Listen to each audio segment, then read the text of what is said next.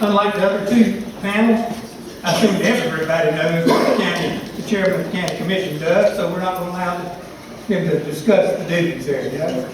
There's somebody screaming picking, right? We'll begin with the opening statements, 2 minutes for each of you, and we'll begin with Mr. Carter, your opening statement. Please, sir. Thank you. I'm a native from We Ware need County. the microphone. My wife says I'm loud enough now that I'm a native of Ware County. I'm a former U.S. Marshal. I was appointed by the first book, there's 41. Just a little history. There's 93 of us in the United States at one time that President appointed. That includes the Virgin Islands, Guam, and Puerto Rico. I'm past chief of police of Alabama and Brunswick. I was inducted in the Ware County Sports Hall of Fame.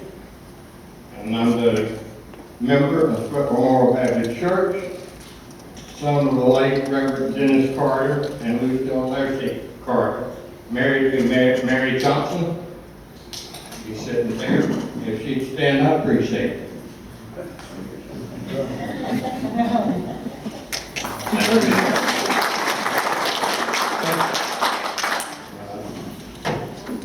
We have 4 children, 11 grandchildren, and 1 great-grandchild. So my background has been in law enforcement. I had almost 40 years total in law enforcement between the local and the federal government. I can go deeper into it with my experience. I've dealt with the public all my life. I've dealt with all phases of the public, from the good law-abiding citizens to some that's not so good. And I've had to deal with that. I've had to deal with commissioners who I'm running for the job. I've had to deal with politicians, non-politicians, racial issues, and other issues. And I certainly thank you, Mr. Ganas, and the Keystone Voters League for allowing me to come here tonight to answer your question. Thank you very much. All right, we'll move to Mr. Brown for your opening. Chairman Brown for your opening statement. Thank you for allowing me to be here tonight, ladies and gentlemen. First of all, I'd like to say how much I appreciate the opportunity to serve with people, and I'm asking that the people continue to allow me to serve them. I want to get to some background. I'm married to Beverly Fern Brown. We are 51 years, be 52 years November 11th. We have 4 children, 3 boys and a girl. We have 9 grandchildren. My first day on the job was at Ware County as a firefighter, March 7, 1968. As a young boy, I was raised not too far down the road from here. There was 4 of us at home, 2 boys, 2 girls. Mom was a kept house. My dad worked away. We had a very small farm. But over the years, 1967, my father passed away, so Mom said, "You need to get you a job." And we always as children, we was fascinated with fire engines and fire trucks. So if Dad had cared, we'd go follow them and see where they was going. And we still have that 1942 Chevrolet fire truck in the county arsenal today. The first in the district park was the fire station that was built in 1962, and the first new fire truck that Ware County bought was in 1962. So we got a new fire station that's gone now, and the truck is too. 1968, as I said, I was employed as a routine firefighter.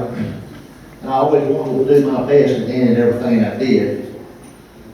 And so I went, as I started into being a firefighter, I knew I needed to know all I could go to schools and one thing and another. And I made a lot of trips to Southern Texas. Mr. Brown, you got about 10 seconds to wrap it up, okay? Yeah, I got promoted to captain in 1971, 1974, promoted to fire chief, where I served till I retired for 40 years for the day service, which I'm very proud of. And I'll stop. All right, thank you. Mr. Gibson, your opening statement. Oh, yes. I'm Pete Gibson. I'm married, my wife is Kay Gibson. We have two sons, Brandon and Dalton. Dalton's currently enrolled at Georgia Military College in Houston County, and Brandon is a store manager with AT&T in Jacksonville, Middleburg, Florida, currently. We have one grandson, Roman. I spent 18 years in the transportation industry with CSX Transportation. I'm currently machinist local chairman, where I represent 148 machinists. I have to negotiate their agreements, I have to negotiate their disciplinary. I've been to school for mortgage finance, I've been to school for real estate and land appraisals as well. Right now, I'm currently also a certified mortgage broker. Though I don't do mortgages, I can do them if I have to.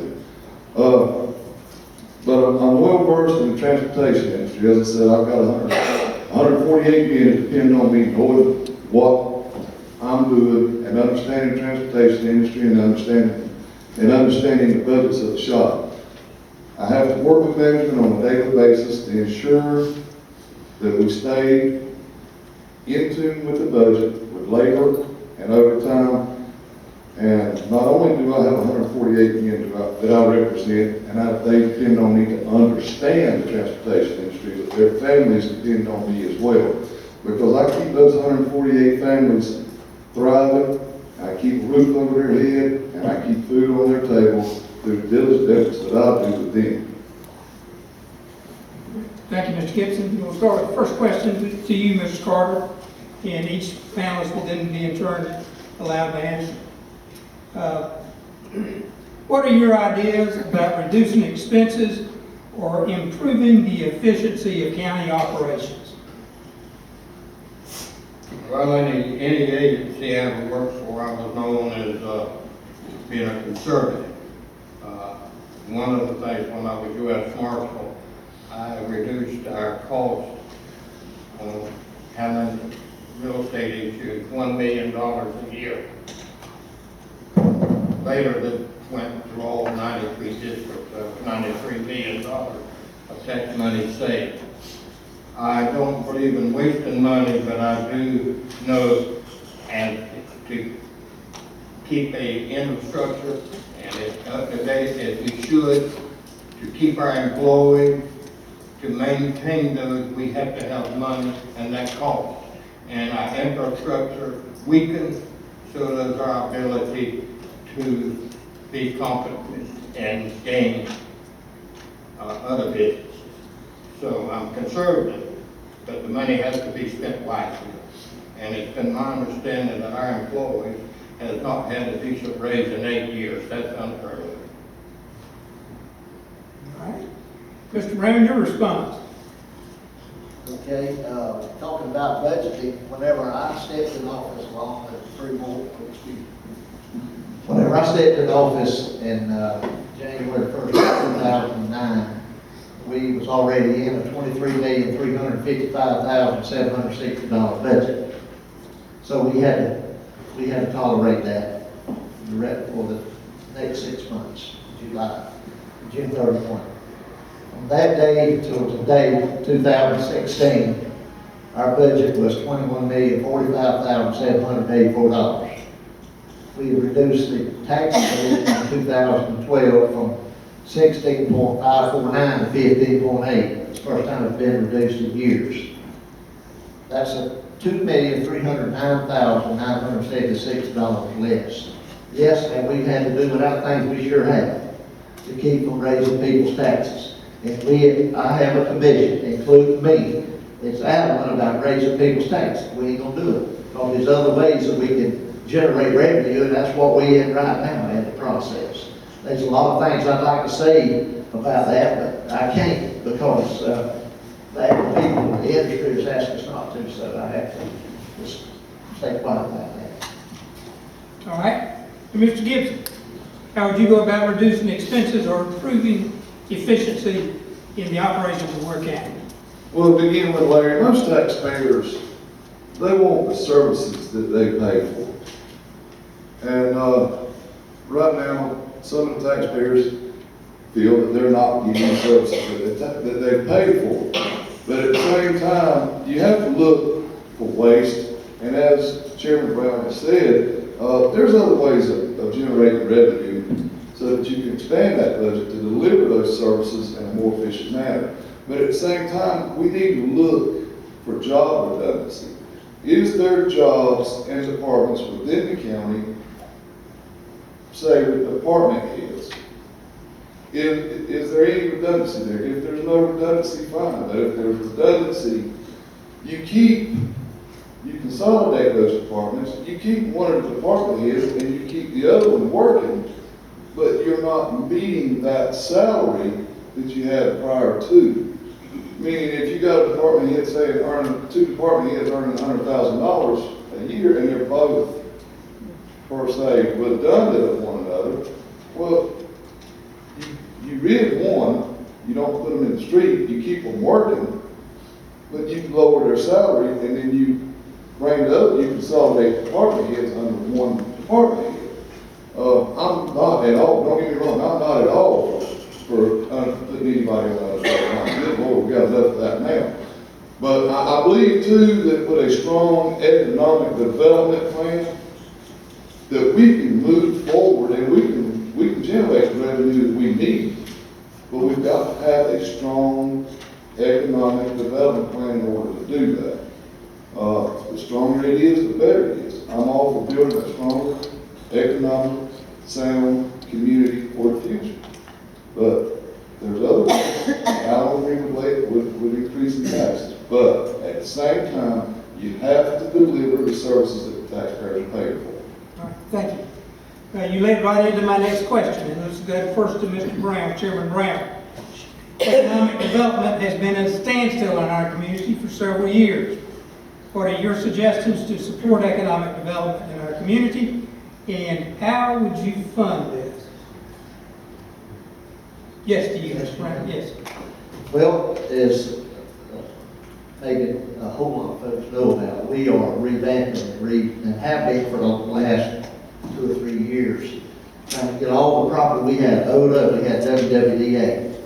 We, as governments, decided to have one industrial development board. Therefore, we had to have legislation changed to meet that statute that we have come up with. And that's almost completed now. The county side, we have appointed a full board. On the county side, and the city, I understand, is doing theirs tonight. So at that time, we'll have a full industrial development board. We've got a chairman of the board. Then we have already the 2 human resource directors from Waycross and Ware County. We got together as we instructed them, and they put a job requirement together for an executive director to run industrial development. And if we, as city government and the county government, has agreed that we will fund that person. And it's just going to take time. It has to take time, but it's going to work. It's going to really work this time for industrial development. And I have been part of industrial development in the beginning. For years, I've seen year in and year out. The manager called me and said, "Chief, go by the airport, be sure the airport's clean. Be sure that everything's spruced up." Well, we do that. People, industry would fly in, they'd be here 2 or 3 hours and they'd be gone. Well, the one that whenever I first came in office was Georgia Biomass, RWE was the parent company. You know, keep talking underneath hush. It's coming up on you pretty short. Okay. I said, I'm fixing to find out what it takes to gain an industry. What do you have to do it for? And after about half a dozen meetings with the members of RWE, I found out real quick, you better have your ducks in a row or they'll go somewhere else. All right, We wound up with $150 million. All right, thank you. Right. Mr. Gibson, same question to you. Well, anyway, let me say something. I think Chairman Brown will tell you, in fact, we've talked a little bit on this. I've been preaching inland port since 2006. Right now, Ware County is already an inland port for Brunswick. We're storing cars here. But as of, I believe it's 2015, I'm going to read you a little excerpt here. State taxpayers will put $10 million into development of the Chatsworth project, The Georgia Ports Authority will operate it. It is putting in another $7.5 million it has earned from port fees. Murray County, little Murray County, north of Atlanta, is investing $1 million into the 42-acre site. CSX Corporation is putting up $5.5 million. Why ain't done it in Ware County? If we partner up with the Savannah ports, right now we're strategically located. We're dead in the center of Zone 5 of the Savannah ports. Atlanta says that Southeast Georgia is in the Northeast Florida market. Tallahassee says that Jacksonville is in the Southeast Georgia market. Okay, if we partner up with these people, we can get our transportation needs met. We can create jobs, good paying jobs, benefit providing jobs for our citizens. But we've got to be willing to get off our duff and go after these people and meet with these people in order to get it done. And if you don't think the Georgia Ports has the power with your transportation dollars, anybody in this room, Google Georgia Fall Line Freeway. That Fall Line Freeway was built because of the lobby that Georgia Ports done in Atlanta. And it goes from Columbus all the way to Augusta and then down into Savannah. All right. Thank you, Mr. Gibson. Mr. Carter, your turn to respond. Yes, I got a form right here in my hand that I've just received yesterday. I've had no time much to review it, but it directs us how that development authority is going to have to be handled, and only liking the signature of the governor to become a law. So I don't need to sit here tonight and tell you what I'm going to do and what I can't do until I understand what this is. When I tell you something and I give it to you as my word, that's my bond. Now, as far as people serving on the development authority, I want to see professionals, not friends of Jimmy Carter, who's good old baby. They got to be professionals to do it. And sure, as your commissioner, and I think we could get somebody in here, I don't want to lose them. I want to be able to say, what will it take for you to put your business here in Waco, Georgia? Our motto here in Ware County is opportunity in every direction. It's time we started living up to our word and what we should be doing. Thank you. Well, Mr. Carter, you led right into my next question. The county has 3 appointments to the Development Authority Board, and we'll go to Mr. Gibson. What do you think are the ideal qualifications for those appointments? Well, I think you need a college education person, you need a business person, and then you need a layman. Most people say a layman, uneducated, doesn't know nothing. But with a layman, you get one good quality. A dog's tight with most laymen, and he's going to watch a dog. Your college educated people have the intelligence and the ability, and laymen do too, to maneuver and work around the system. Your business community, they're business oriented, they're also good with managing money, but they also are capable of sitting down and talking with business people at the same time and hitting their core. Okay. All right, we'll come back to you. Mr. Carter, you responded somewhat to that question. Are there any additional qualifications you seek for some of those appointed to the Development Authority Board? That's correct. To have people that decide what we need to do with infrastructure and all to get businesses in here need to be professional. We're going to have to pay them. We're going to have to pay that director, and you're going to have to pay them a good salary to get him in here. We all realize that professional is costly.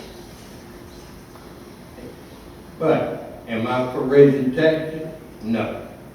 If taxes are to be raised to allow them the money that they need to operate, and I agree they need it, that's going to have, and for my vote as chairman and support it, it's going to have to come from you, the people. if you look at the back of my card, I still believe in a government of the people, by the people, and for the people. Thank you. Right.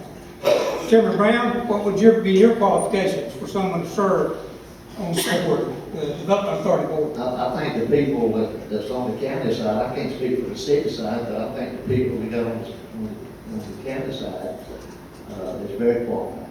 What qualities do you look for those people? They're college educated, bankers. One of them's a banker, and the other one I think works in the bank.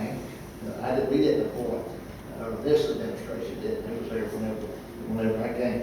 But the new person, well, you, Mr. James Willis, he's just been recently reappointed back to the Industrial Development Authority on the county side.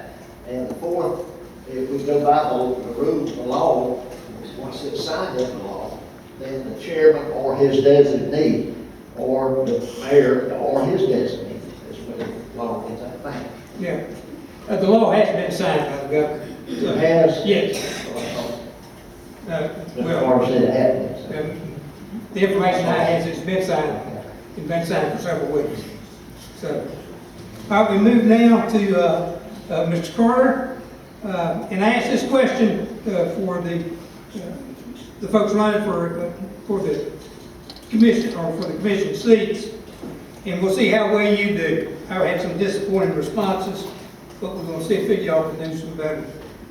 Recruiting a new business involves selling what a city or county has to offer. I want you to give me a 2-minute sales pitch that you would give to a prospect to convince them to come to Ware County.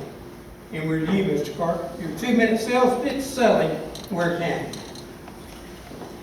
Are you asking me what I can do for Ware County? Sell me. I'm coming and say I want to come here. Tell me why I should come.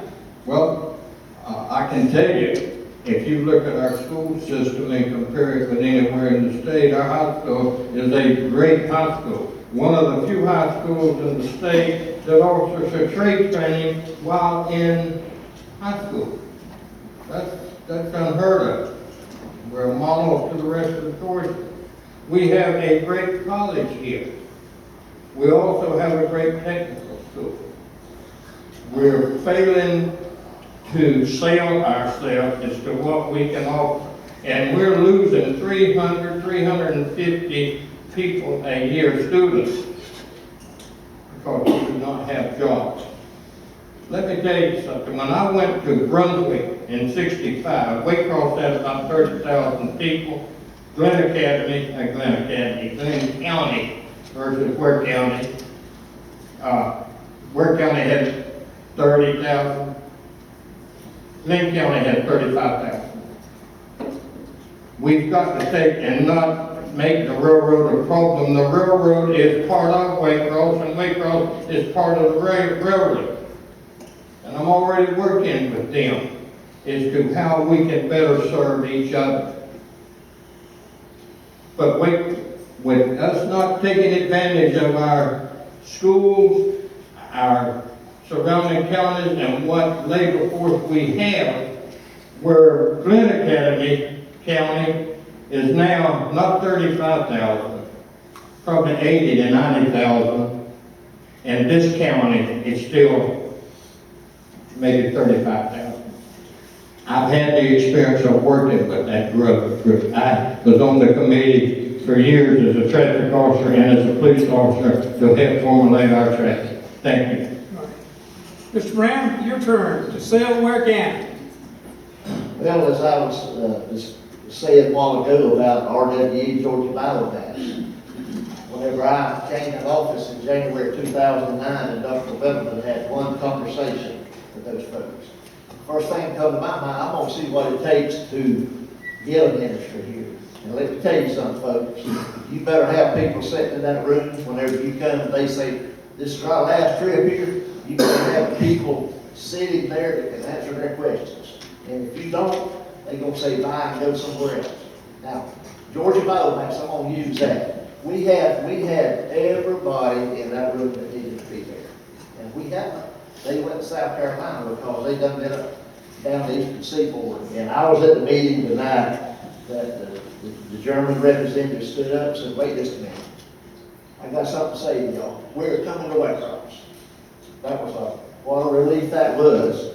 And having the people with the knowledge, you have got to have the right people at the right time to sell a industry in our community. We deal with one right now that's ready to spend from $15 to $20 million in this county, in city.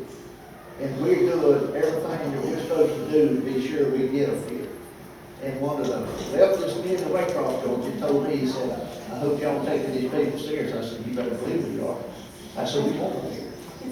And that's how you build business. You got to let them know that you want them here. And Waycross and Ware County does. And we get the people on the sales team, the Industrial Development Authority that will hear us there. Mr. Gibson, your turn. Well, Larry, you want me to sell Ware County, or you? I want to hear your sales You pitch. don't want me to get up on a rant? All right. Number one, Ware County school systems, I think we're number 64 in the state of 164 schools. Our neighbors, Pierce and Bradley County, also has premium school systems. We got a college, we got a technical school here as well. We're centrally located in southeast Georgia. We've got rail transportation, we've got highway transportation. We're near a major airport, two major airports actually, Savannah and Jacksonville, and you can catch a hub out of Brunswick. We're centrally located to everything. Our climate is ideal. We have very little, if any, lost downtime due to weather conditions. And we've got a great workforce, Larry. We got people that's eager to go to work, that want to make a living and provide for their families. And we got some educated folks here and some of the best people here in Ware County. Friendly and outgoing. All right, thank you, Mr. Gibson. All right, we're to Mr. Brown, Chairman Brown. And what are your long-term goals for Ware County? What are your long-term goals for Ware County? Our long-term goals have started a long time ago. And I want to relate to what and I want to respond to that too. Whenever I went in office, I promised the people that there'd be no gold fly ash in Ware County, in Waycross, not to poison our community. We did that. I also said that I would do everything in my power to see that 84 would get 4 lane. Where it is getting 4 lane at the sum of 100 and I don't have that figure right in front of me. I just got it yesterday. The total new figure of the 27 miles of new road, 4 lane, not 2 lane. That's going to be a valuable asset to the community, a real valuable asset. We have the infrastructure to bring them here. We have, look at the newspaper every day. The business is begging for people to come to work.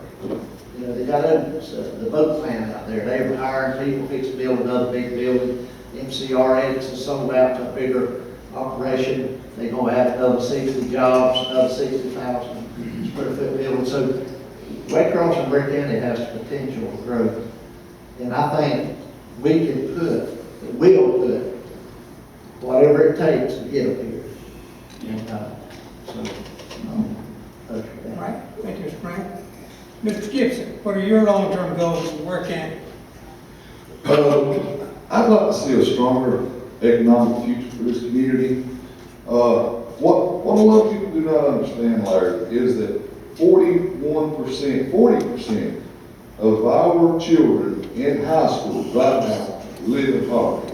35% of our children from birth to 17 years of age live in poverty. We got 23% of our families in Ware County living in poverty.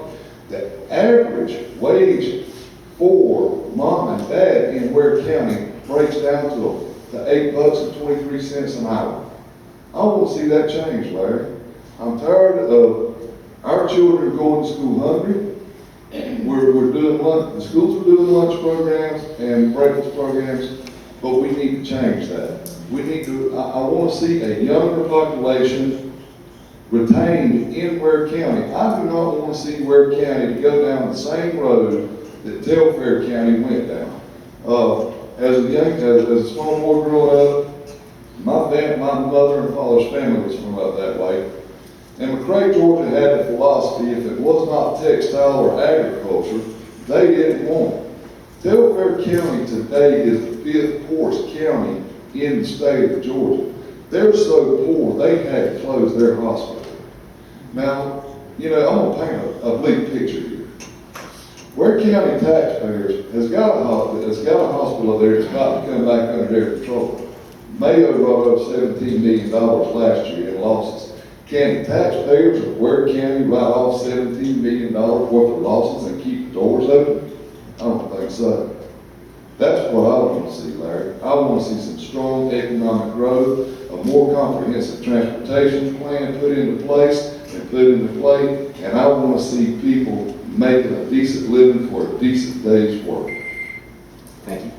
Mr. Gibson. Mr. Carter, your turn. What are your long-term goals for Ware County?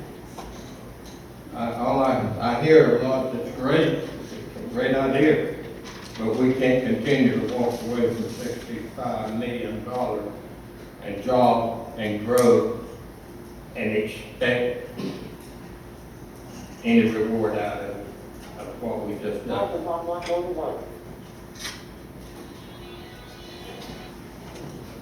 All right, thank you.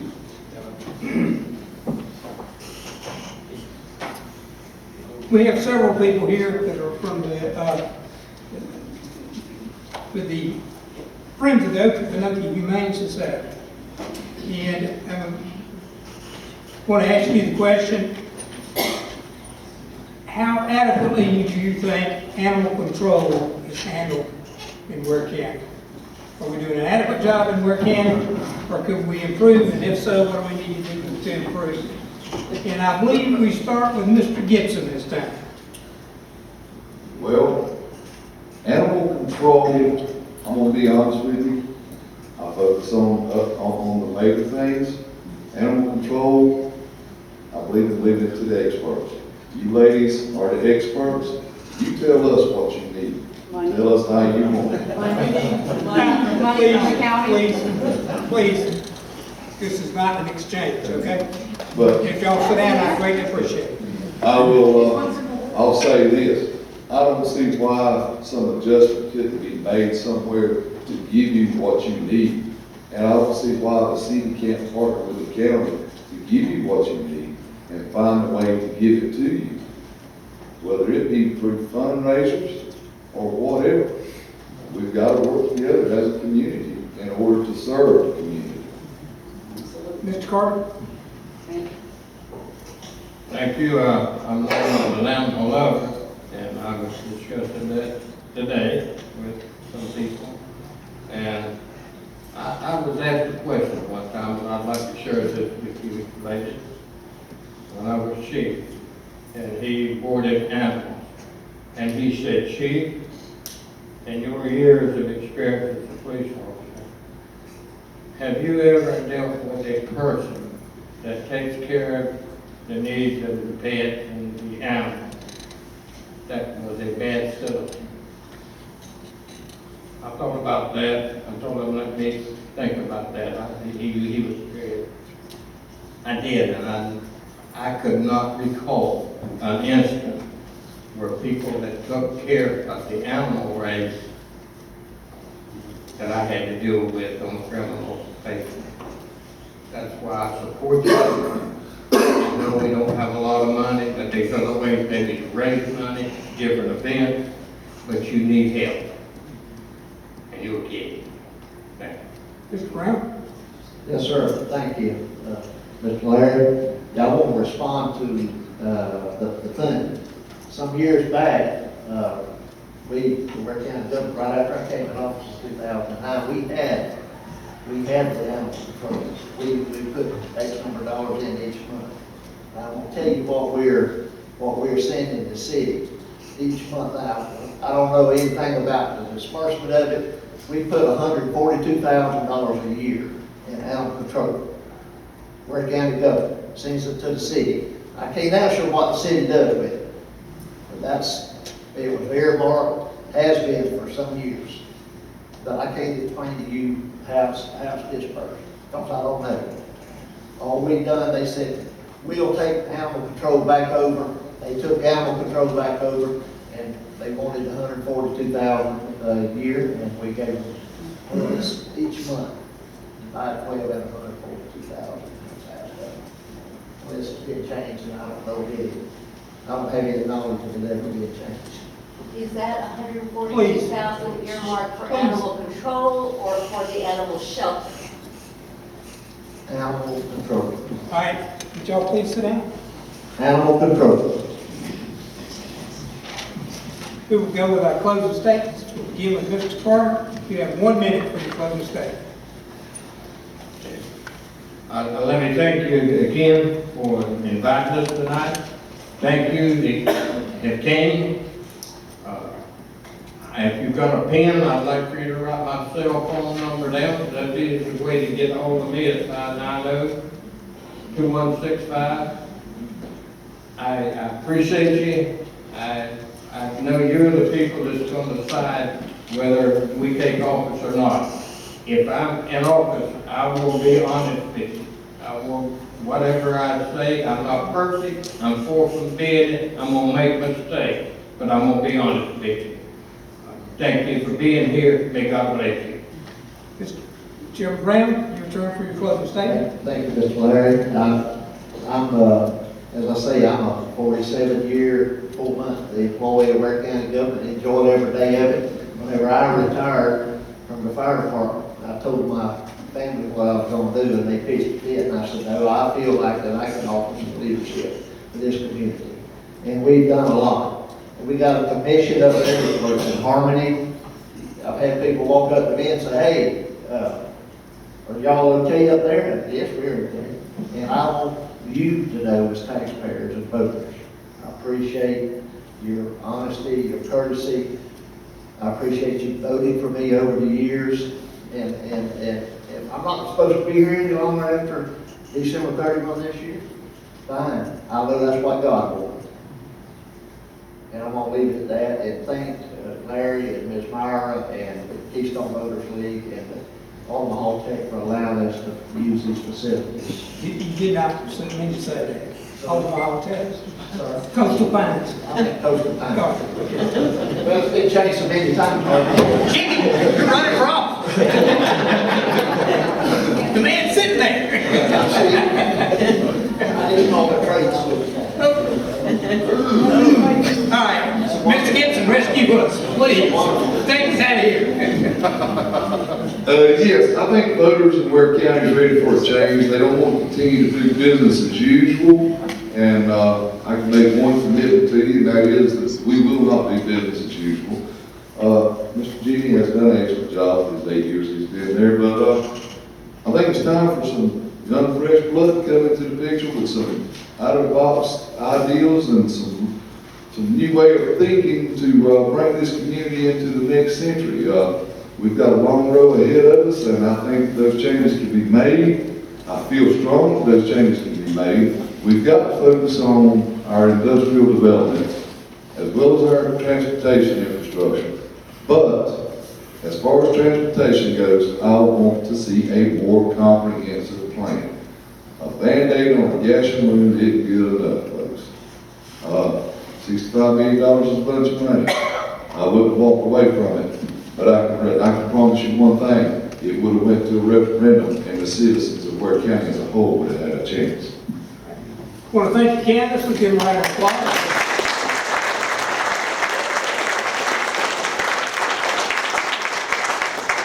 I'd like to thank each and every one of you for showing up tonight. And my name was mentioned many times, but it's not me. It's the Ware County Chamber of Commerce that I represent. And Myra, thank you for being here for the oral health. And don't forget Betty's here if you got any questions. Thank you for coming.